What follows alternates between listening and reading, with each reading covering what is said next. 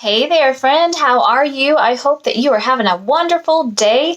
First things first, if you are new around here, my name is Audria, and I am so thankful and grateful to be on this wellness journey with you and be able to share with you and be able to empower you at the same time. Go ahead and like and subscribe here so that we can connect, and whenever new things come out, you're able to connect and get that right away. So today, we're actually going to talk about gut health. So gut health is so important. And if you have not been living under a rock, 2020 is the year to learn about your gut, right?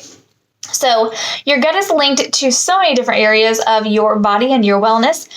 You think about sleep health, think about immune system, think about digestion. Also think about your mood.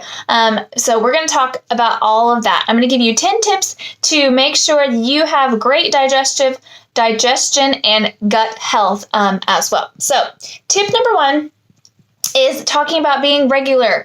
Your digestive system, it should be consistently regular. This should mean that you eat your food, right? Your body goes and digests all the good stuff, and then you are consistently going to the bathroom. It makes a huge difference in your digestion if you are not, right? This can really be linked to what you are eating, which we'll talk about in a next tip and the tip after that.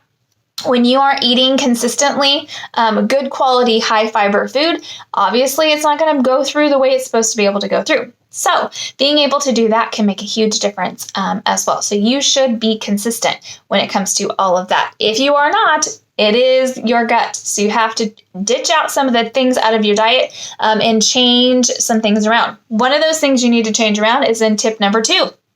Processed food. Kick it to the curb. They are not good for you. They do cause inflammation in your lining of your gut, which can cause all kinds of different discomforts, all kinds of different things. So you want to make sure you're really paying attention to eating whole food, your fruits and vegetables, and all kinds of goodness. That'll make a huge difference in your digestion right there. It can just make everybody feel so much better. Less bloating, less all the pains, all the kind of good stuff can make a big difference. Tip number 3, one food group that you can definitely try out is kicking to the curb is gluten. If you haven't heard of a gluten-free diet, you maybe have been living under a rock, but being able to kick gluten out of your diet can make a big difference. The wheat that we are exposed to is not the same wheat that we've had for 50 or 100 years. It's just not. It's way more hybridized. Even organic wheat, it still causes issues in a lot of people's diets. So trying to go gluten-free. Now it's easier than ever to go gluten-free. There are so many different options when it comes to that. When I went gluten-free, it helped with not only my complexion, but it helped with my gut health. It helped with my thinking. It helped with all kinds of different things. So trying out to do that because when you know how much wheat can really bore into the lining of your gut, you're like, what? Yeah, no, thank you. I'm good. So trying out gluten-free, try it out and see how you feel and go from there. Always being able to pay attention to yourself can make a huge difference. Tip number 4 is prebiotics and probiotics. So if you've ever taken an antibiotic in your life, I want you to think of your gut health as a bank. So if you are taking out of your bank consistently and you're not putting anything back in your bank, eventually your bank account's going to be empty, right?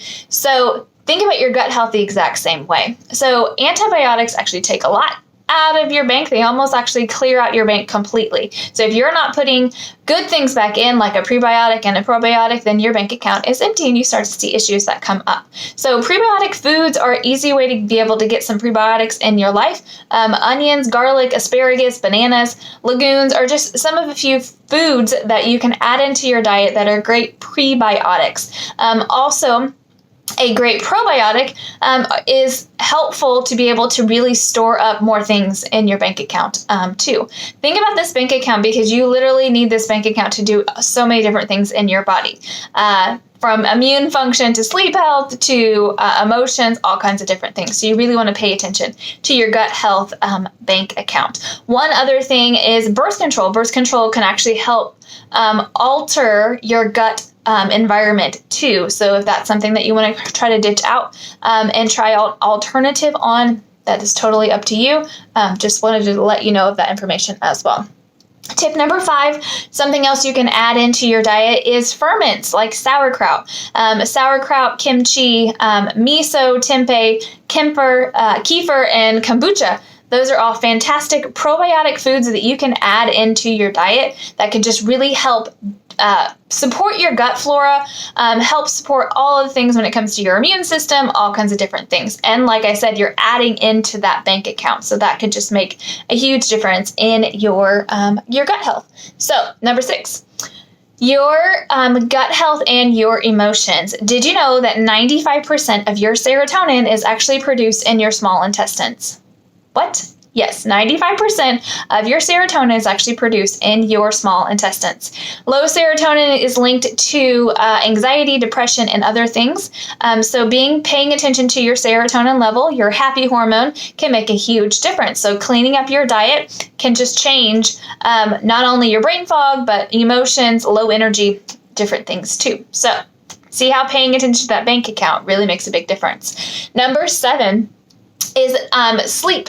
Gut health is directly linked to your sleep health as well. When you go to sleep, your gut does not go to sleep. It goes to work repairing. So if you are not giving it a consistent amount of sleep on a regular basis, your gut cannot actually repair and do the things that it needs to be able to do. So making sure you get some extra sleep when you're able to get the extra sleep so that your body can be able to do that. It can just make a huge difference in your overall gut health and lower those stress levels and cortisol levels that can really help when you are wanting your gut to be able to be supportive. Number 8, slow and steady. Eating your food well, digesting your food well, can start at the bite. Chewing your food slowly can help your digestive process. It can actually help get smaller pieces into your body so that you have less issues when it comes to leaky gut and all those kind of things too. Also can cause less stress in your body and your body not to have to work as hard. So chewing your food extra can be so helpful when it comes to that as well. Number 9 is relaxing. So being able to know the connection we said about serotonin in your gut, taking 5 to 10 minutes on a consistent basis, like daily or more than within that one day, to just take a deep breath, breathe out. Breath and your gut health is really related. Being able to lower your cortisol level, your stress level, and all of that can make a big difference in your overall gut health too. So it can be so helpful. It can be actually linked to a specific probiotic strain that can really be helpful to your gut and your mood as well. So number 10, when you know your gut health is good, is when you hear nothing about your gut, right? All the issues that you were having before, you're not having any of those issues, then your gut health is finally being really supportive. Does that mean you have to back off on all those things? Nope. That means that your bank account is getting to a comfortable spot, but you need to keep adding into that bank account because, like I said earlier, on a daily basis, you are taking things out of that bank account. Every time your body functions, you're taking things out of that wellness account. So you want to make sure you're adding in good things into that wellness account every single day. Every single time you eat, you have an option to be able to do just that. So this is just 10 quick gut health tips. I hope that you guys learned something along with me and know now how important it is to take care of your gut. I hope that you have a great day, and I'll see you later.